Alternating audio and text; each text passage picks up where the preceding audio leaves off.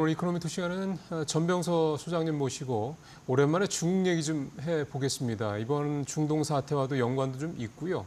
최근에 중국의 지표들이 좀 좋아지는 모습들이 나타나고 있어서 이거를 좀 근본적으로 뭔가 좋아지는 건지 해석을 좀 해볼 필요도 있겠고요. 전체적으로 이 또 미중 협상 관련된 부분도 이제 협상은 끝났습니다만 이 향후 이제 아직 좀 말끔하지는 않죠. 그래서 향후 좀 전망까지 오늘 말씀을 좀 들어보도록 하겠습니다. 소장님 어서 오십시오. 안녕하십니까?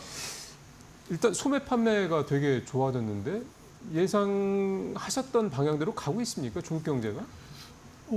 느리지만 회복하는 것 같아요. 느리지만? 네네. 그래서 이제 한 10% 가는 게 뭐 바람직한 건데 그렇지를 못한데 금년 들어서 중국이 여러 가지 소비 정책을 썼어요. 그래서 뭐 이제 언론 같은 데서는 6.18이 있기 때문에 그렇다, 노동절이 있기 때문에 그건 매년 있는 거거든요. 그래서 이번에 6.4가 온 것은 이제 리카버의 느린 시그널이 약간 빠른 시그널로 돌아왔다. 그래서 대표적인 것이 이제 이구안신 정책인데. 그렇죠.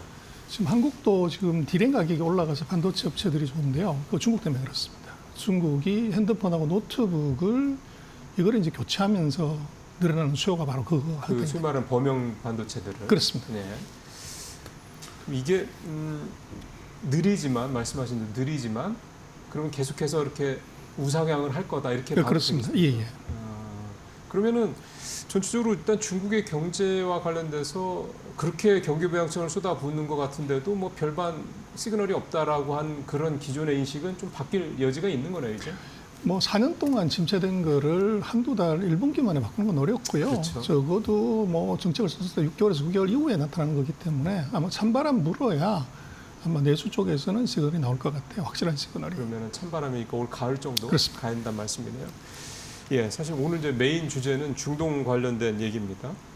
일단 중국하고 러시아 뭐 했습니다만 일찌감치 이란을 지지를 했는데 지금 전황은 어쨌든 이란이 상당히 수세에 몰리는 쪽으로 가고 있다고 봐야 됩니다. 근데 중국이 초반에 일찌감치 지지 선언했던 나름의 의미가 있을 것 같습니다.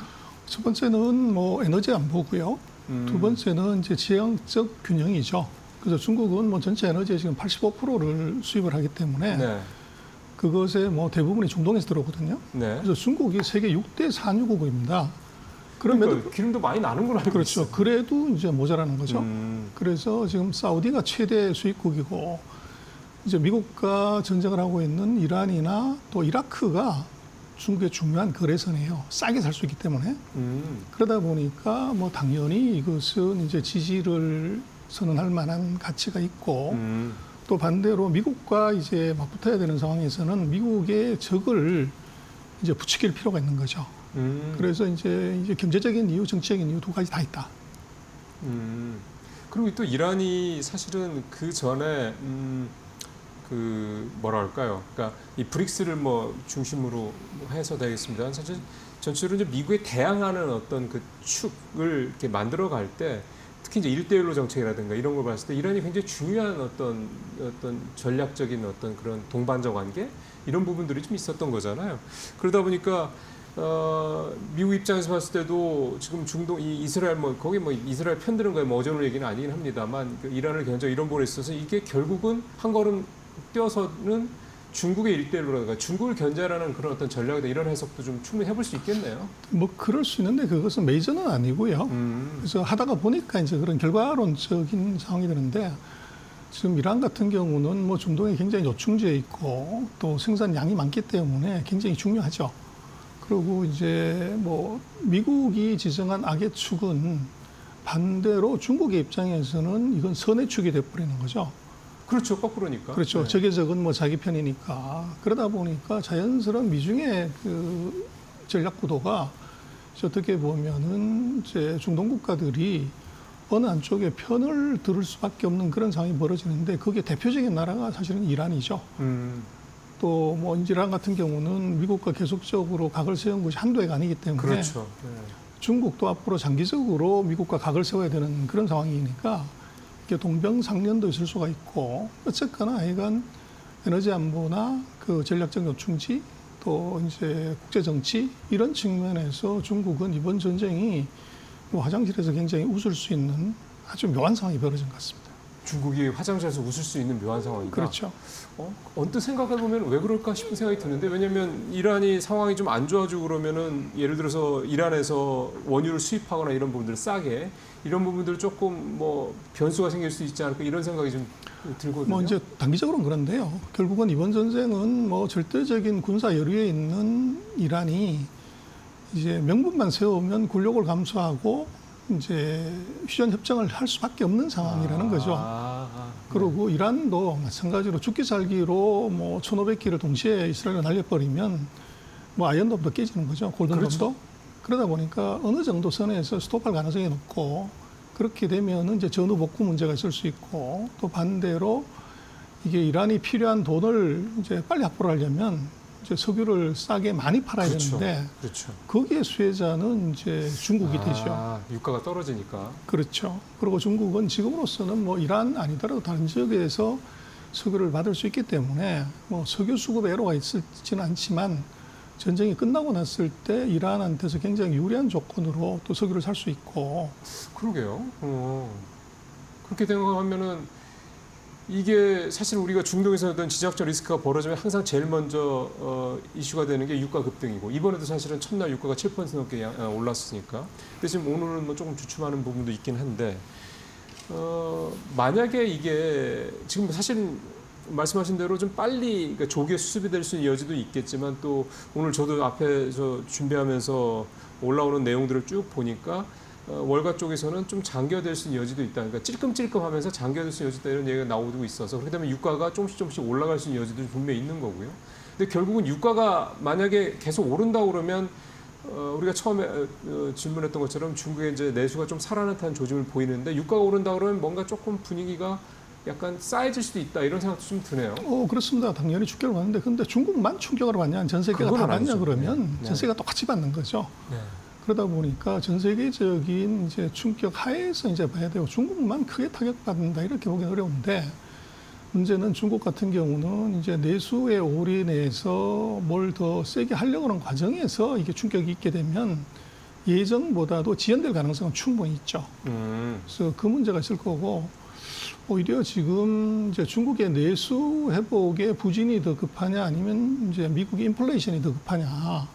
기름값 올라가면서 발생하는 것. 그렇죠, 그렇죠. 그래서 이번 전쟁도 제가 볼 때는 이게 트럼프가 어느 정도의 선에서 이걸 마무리하냐에 달려 있는 것이지. 이게 정말 이스라엘하고 이란 둘이서 치고받고 해야 되는 문제냐? 그건 아니죠. 그래서 미국이 어떤 의도를 갖고서 이번 전쟁을 바라보냐는 것인데 미국은 일단 싸움 붙여놓고서 이기는 거 우린 편. 이제 그런 관념이 굉장히 강한 것 같아요. 그래서 직접 이란을 때리기보다는 이스라엘이 때리는 것이 손에 피 한 방울 그렇죠. 안 묻히고서 네. 이제 뭐 이득을 얻을 수 있는 부분이 있고 네. 또 이란이 충분히 깨졌을 때 그때 중재자로 나서게 되면 이건 폼도 살고 또 실리도 챙길 수가 있고 네. 그러다 보니까 트럼프 대통령이 굉장히 뭐 많이 얘기하는 전략적 모호성을 아니 세계 최강대국이 오히려 이란하고 이제 이스라엘에 대해서 아주 애매한 태도를 취하죠. 그래서 이란 같은 경우는 뭐 협상해라 이런 얘기를 하고 협상을 하려면 이스라엘이 공격을 중단해버리면 되는데 이거 뭐 앞으로 더 공격할 거야 이렇게도 얘기를 하고 그래서 어느 방향에서 있는지가 안 보이죠. 그래서 그것들은 아마 트럼프 대통령이 얘기하는 소위 말하는 거래 기술이 이제 이 전쟁에도 도적이 되는 거 아니냐 싶습니다. 만약에 조기에 수습된다고 하면 뭐 유가도 좀 안정이 될 거고 다시 하락을 할 거고 이란이 그러면 이제 그 전에 말씀드렸던 것처럼 이제 중국, 러시아 이제 이쪽에서 이제 뭔가 어떤 트럼프 또 반 미국 이런 어떤 세력을 화하는 그런 어떤 리더 그룹 중에 하나였는데 이렇게 되면 이제 이란의 스탠스가 기존의 중국이나 러시아에 대한 그런 우호적인 스탠스에 변화가 있을 수밖에 없는 거 아닙니까?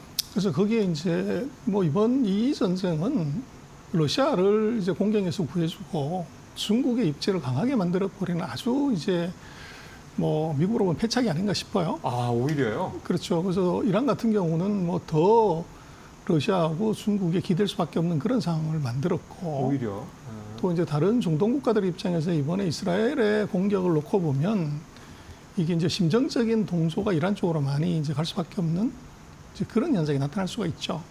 그래서 그렇게 보면은 빨리 끝내지 않으면 이게 아이러니하게도 그 오히려. 중동 세력들이 전체주의 세력들하고 예. 같이 연계가 될 수 있는 가능성을 좀 높여버리는 그런 불상사가 있을 것 같아요. 그래서 본때를 보여주고 길을 꺾는 것이 목적이 정말 이란과 전면전을 통해 가지고 이란의 핵무기를 완전히 없앨 수 있냐?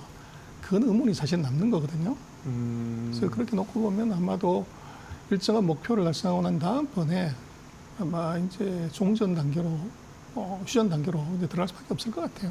그러면은 결국은 겉으로는 예를 들어 이스라엘 같은 경우는 지금 최고 지도자를 살해하겠다 이런 얘기까지 좀 나오고 있는데 사실 그렇게 가면은 분명히 확전으로 갈 수밖에 좀 없을 테니까 당연히 그러면은 이스라엘도 그 정도로 좀 위협을 하고 하는 차원에서 이제 협상을 좀 빨리 끝내려는 전략적인 어떤 그런 식으로 해서 이스라엘도 그렇고 미국도 그렇고 이란도 그렇고 조기에 이번 사태를 수습을 하면서 적당히 좀 빠져나올 수 있는 서로 명분을 만들어주고 이렇게 해서 갈 가능성이 높다고 봐야 되겠군요. 높은데 근데 핵에 대한 이제 이란의 정책을 명확하게 60% 이하로 간다 하는 것에 답을 받고 거기에 이제 어떻게 보면 이제 보증을 설 수 있으면 뭐 빨리 끝나지 않겠습니까? 그리고 뭐 그런 이제 중동 국가들이 체면에 진짜 목숨을 거는 나라인데 이란이 정말로 최고 지도자가 참수를 당했다 이스라엘에 대해서 그렇게 되면 아마도 끝까지 갈 가능성이 높죠. 그러니까요.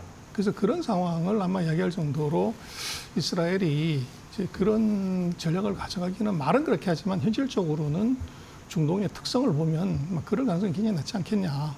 그리고 만약 그런 상황이 벌어지면 이게 남의 일이 아니라 우리 일도 될 수 있다고 이렇게 생각하는 중동 국가들이 그렇죠. 이제 반이스라엘 그렇죠. 세력으로 다 뭉칠 가능성이 있죠. 그래서 그렇죠. 그런 이제 극단의 수를 쓰기보다는 아마도 팔다리 잘라버리고 핵 개발을 추가적으로 더 진행하지 못하게 하는 상황으로 이제 끌고 가는 것 그게 이제 이스라엘하고 미국의 의도가 아닌가 싶습니다. 그러게요.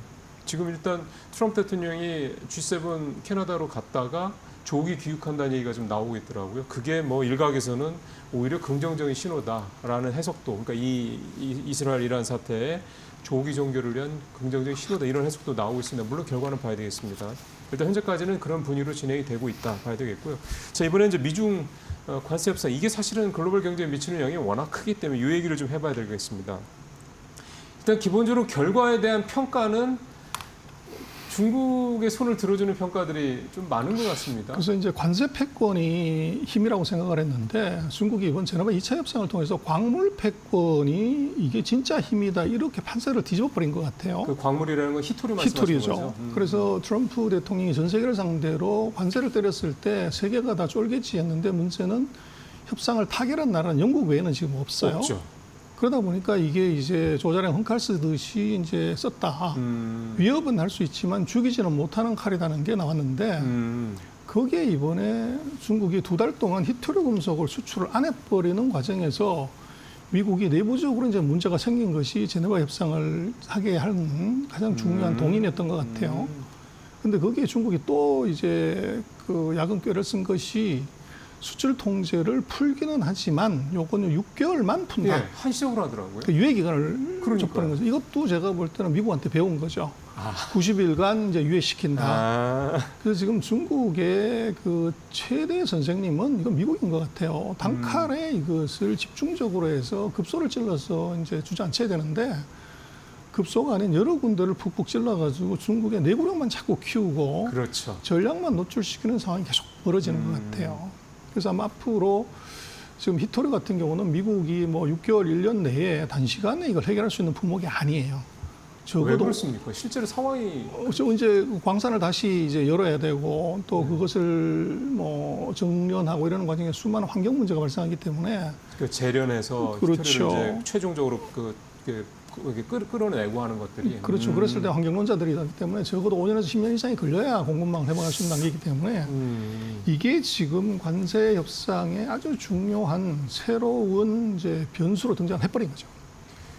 그러면 이제 미국으로서는 앞으로도 계속해서 중국을 이렇게 압박을 해서 뭔가 이를테면 일기 때처럼 뭔가 자기네한테 유리한 걸 끌어내려고 하는 작전이 히토류에서 사실상 뭐 막혔다 이렇게 평가를 해봐도 되겠군요.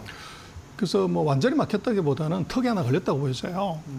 그래서 지금 그보다 더 센 이제 공격을 해야 중국이 이걸 풀어야 되는데 이제 그게 뭐냐 하는 거죠. 그런 게 있을까요? 그래서 결국은 이건 금융으로 가야 되는 겁니다. 아, 그래서 환율이나 이제 금융시장 쪽에서의 압박을 이제 넣어야 되는 건데 아직 그 미국 같은 경우는 정책의 우선순위가 이제 무역 적자에 맞춰져 있기 때문에 고용에 맞춰져 있기 때문에 그 2단계 환율 전략은 아직 쓰지가 않고 있죠. 그런 거죠. 그리고 이제 그 미란 보고서 같은 데를 보면 결국은 환율을 터치해야 된다는 게 나와요.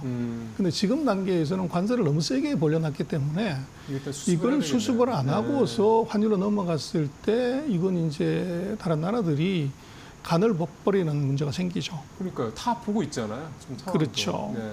그래서 이제 그거를 이번 같은 경우는 아마도 잔챙이들을 먼저 손보고서 큰 놈을 손본다는 전략이 약간 미스가 난 것 그런 같아요. 거죠. 예. 그래서 지금 미국이 중국을 먼저 손을 보고 가야 되는데 주변에 멕시코, 캐나다 뭐 작은 나라들하고 이제 협상을 하는 바람에 이게 시간도 조금 이제 늦어졌고 또 이게 효과도 많이 떨어지는 현상이 그러게요. 나타난 것 같아요. 참 이게 끝까지 열어봐야 되고 참 중국이 또 한 번 정말 만만치 않은 나라라는 걸 재확인한 것 같습니다. 아마 요즘에 우리 시청자분들 유튜브라든가 뭐 블로그 이런 거 또 요즘에는 기사로도 좀 나오기 시작했는데 보시면 시진핑 중국 주석의 뭐 실각설 무슨 뭐 여러 가지 좀 시진핑 주석의 현재 어떤 거취와 관련된 이런 부분과 관련된 여러 가지 얘기들이 좀 나와서요. 사실 오늘 이 질문이 좀 시간이 되면 좀 하려고 그랬는데 마침 좀 있어서 오늘 마지막으로 소장님이 좀 아무래도 중국 쪽에 계속 소통하시는 연락처들 있고 하시니까 요걸 한번 좀 여쭤보겠습니다. 이게 그래서 그거는요, 제가 볼 때는 그 한국의 유튜브나 뭐 유튜브 크리에이터들보다도 미국의 정보기관, 유럽의 정보기관들이 더 정보가 허접하냐, 그걸 봐야 되는 거죠. 그렇죠. 만약에 그런 일이 있다고 그러면 뭐 미국, 유럽, 뭐 일본의 정보기관 또 우리나라 정보기관들도 이제 난리가 났을 거고. 그러니까요. 그리고 증거는 이거죠. 그래서 그 6월 5일 날 트럼프하고 시진핑이 통화를 해요. 그리고 실각설이 나오고 이제 권력이 없다고 하는 쪽이 지금 오늘 시진핑이 뭐 미국은 G7 했다고 하고 하지만 이게 지금 카자흐스탄 소위 말하는 탄자 들어가는 나라들 중앙아시아들 정상들하고 정상회담을 하러 그 카자흐스탄 갔어요. 아, 근데 뭐 실각할 위기 정도가 있는 나라에서 이 지도자가 나라를 비우고 해외로 간다? 이건 있을 수 없는 얘기죠. 그래서 그렇게 놓고 보면 이것은 이제 유튜브에서 그 사이 나오는 많은 중국에 관한 루머 중에 하나 정도로 봐야 되고 한국에 나오는 유튜브들의 정보력이 미국이나 유럽 이런 정보기관보다 더 세다고 그러면 그건 뭐 믿을만 하지만 그건 좀 엉터리다. 그래서 그렇게 근데 이렇게 하는 이유가 그래서 그것들은 제가 볼 때는 아마 그 소스의 원천을 따져보면 그 아마 중국의 그 종교라고 얘기하지만 이제 특정한 단체들이 이제 박해를 받아서 해외로 나가서 이제 있는 그 언론 매체가 주로 이런 걸 많이 이제 보도를 하죠. 그 소스를 찾아가 보면 그렇죠. 근데 그것이 이제 뭐 그 사이에 한 많은 보도들을 보면 신뢰성이 거의 없죠. 지나가 보면 다 그냥 카더라 뭐 이런 거고 또 말씀하신 그런 정도로 가면 이것은 세계가 뒤집어질 일인데 그걸 한국의 유튜브 정도에서만 나온다? 그것의 신뢰도는 그건 없다고 봐야 돼요. 그러면 시진핑 주석의 위상 또 중요한 부분이 또 군부 쪽에 대한 시진핑 주석의 중국에서의 권력이라는 것은 권력은 총구에서 나오기 때문에 군부를 장악하지 않은 권력은 존재할 수 없어요. 그러니까요. 근데 시진핑이 집권한 지가 벌써 14년째가 돼 가는데 아직도 군부를 장악을 못했다? 이건 좀 메이크 센스 하지 않아요. 그래서 이제 주변에 흘러나오는 많은 루머들을 이제 가지고서 뭐 장악 얘기 떨어졌다, 군부가 뭐 어떤 얘기를 했다는 건데 그것도 팩트 파인딩이 안 된 그냥 썰의 썰, 이제 카더라로 봐야 될 것 같고 아까 말씀드렸던 것처럼 중국의 권력은 당정군이에요. 그래서 정군, 우리는 입법사고 행정이지만 그래서 군을 장악하지 않는 당은 없고 지금 중국의 인민해방군은 우리는 국군은 국민의 군대지만 중국의 인민해방군은 국민의 군대가 아닙니다. 그건 공산당의 군대예요. 근데 당을 장악했는데 군대를 장악하지 못하고 당을 장악한다는 건 있을 수가 없어요. 권력을 잡을 수가 없습니다, 구조적으로.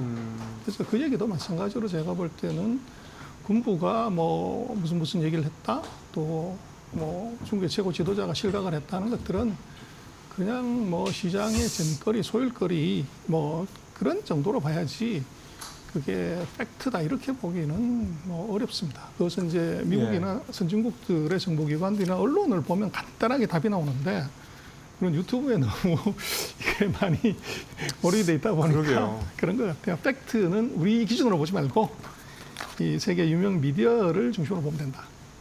예. 근데 사실 이게 눈에 참 솔깃하죠. 이런 내용들 좀 보고 있으면 특히 뭐 우리와 또 중국과 어떤 경제적인 어떤 교역 관계라든가 경제 또 정치 외교적인 관계들을 봤을 때 굉장히 좀 이런 얘기가 만약에 뭐 정말 사실이라 그러면 우리 경제라든가 뭐 시장에 미칠 영향이 좀 워낙에 막대하기 때문에 막 관심을 가질 수 있는 건 분명한 것 같습니다만 좀 소장님도 말씀하셨던 것처럼 글쎄요 이게 공식적으로 확인돼서 나오는 얘기가 없는 상태에서 이제 유튜브라든가 이런 걸 통해서 나오는 얘기들이 너무 또 거기에 좀 이렇게 뭐 매몰되셔서 혹시 투자를 하시든가 뭔가 판단하실 때 좀 문제가 생기시거나 이러지 않으시기를 좀 바라는 차원에서 오늘 이 질문을 소장님하고 좀 말씀을 좀 나눠봤습니다. 소장님 오늘 말씀 잘 들었습니다. 고맙습니다.